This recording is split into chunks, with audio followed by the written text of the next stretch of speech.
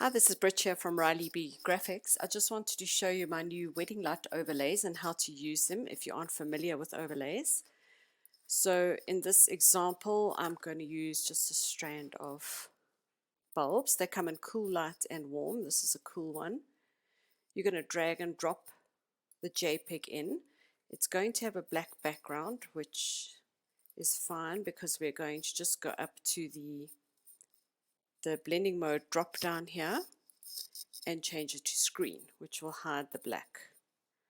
Once you have it in place, you can rotate it, you can enlarge it, whatever you want to do with it. You can add another one. This is a smaller row, so it would obviously be further into the background. Place it, change it to screen, put it behind the other one. And then if you want to, you can blur it even more depending how far in the background it is. So you would just select the row that you want to change. You would go up to Filter, Blur, Gaussian Blur, and that's how it was. I would maybe put it at about 3 pixels. Say OK. You can zoom out. And there you have it. You can add as many or as few rows as you like.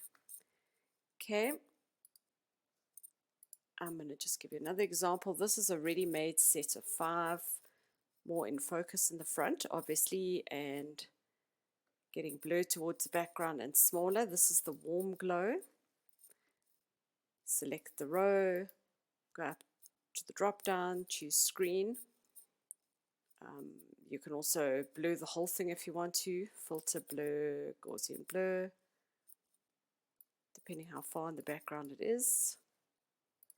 And then you can layer. I'm just going to add another row of bulbs. Okay, these are cool lights and those are warm, but there are warm ones in the collection. You just have to just find that one.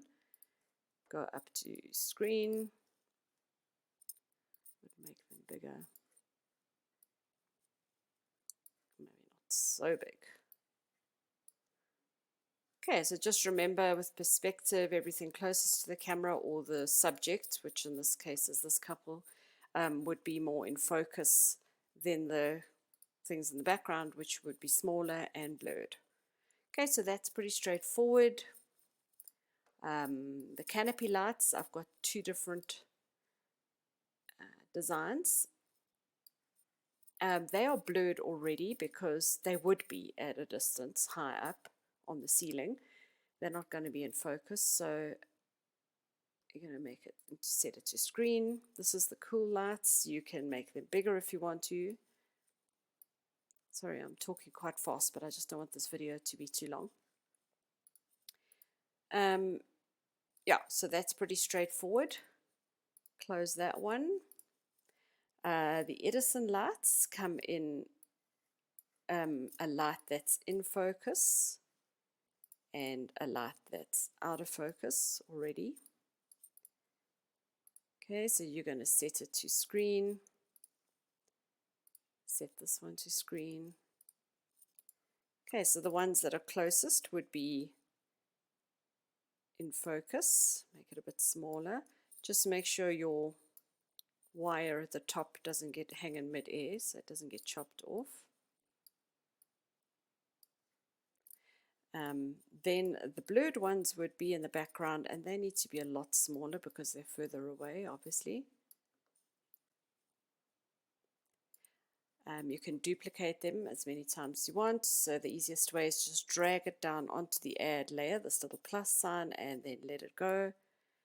And you'll get another one which is now underneath this one, so just move it. Can make it even smaller if you want it further back. You can blur it more. Filter, blur, Gaussian blur. The further back it goes, obviously, the more blurred it gets. And you could duplicate the one that's in focus and put it on this tree. Maybe make it a little bigger.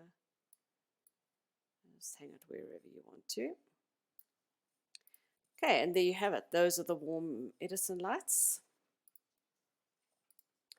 Okay, fairy lights or sprinkled lights. I've just done half a page. You can obviously just double it up.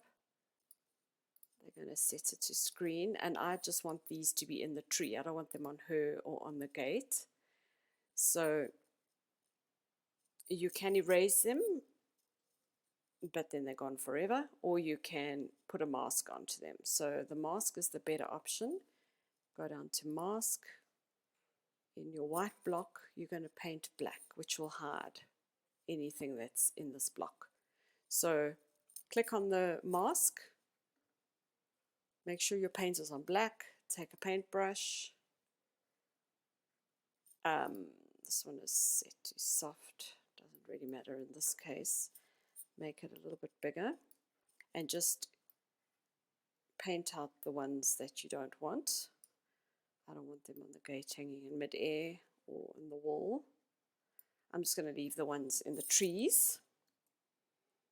I think if you could stop watching now if that's all you need to know about overlays. If you want to know how to change colors or a little bit more advanced masking, you can carry on watching. So to change color, select the row with the lights, and I find the easiest way to do it is in Camera Raw filter. So you're going to go up to filter, Camera Raw filter, and here you've got all these different options. You go to basic, and it's just the top two sliders we're going to use. It's very simple. I'm going to zoom in. Say you want to make them more yellow, you just slide that way, wherever you want it to go. Say you want more of a pink, you could slide that way, maybe add a little bit more yellow so they don't get too purple. And then you've kind of got a rose gold. Click OK. Now you've got pink lights. So that's pretty easy. Okay, I'm going to hide that layer now, because I just want to show you lastly the curtain lights. I'm going to set those to screen and make them a bit bigger. Move them up.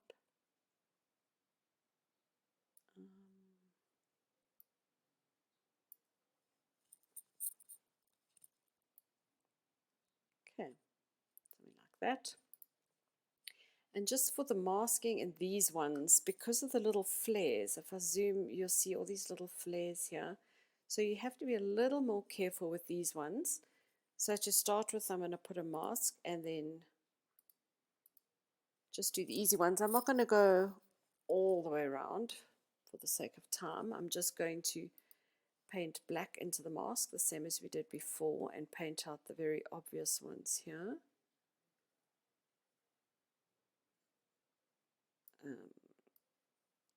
Like that. Okay. Right, and then when you come to the edges here, just use a small brush and then just, because the flare would still be behind her hair there. Okay, like so.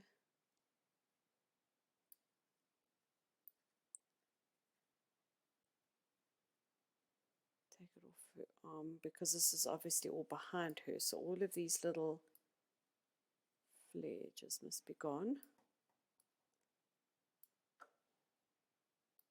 I want to leave that little bit there.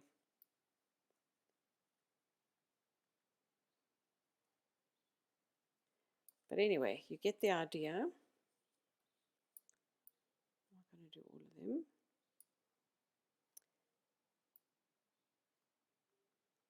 There's a little bit sticking out there. Okay, and then obviously once again, if you go too far and you take half of it out that you shouldn't, you're just going to switch your paintbrush black to white and paint that little bit back in again. So that's the nice thing about masks. So I'm not taking them all out, it's just so that you can see how to do them behind. But if there's anything you didn't understand or something else that you want to ask, please shout. You can just contact me through my Etsy shop, and I'm very happy to help you in any way I can. Thanks for watching. Bye.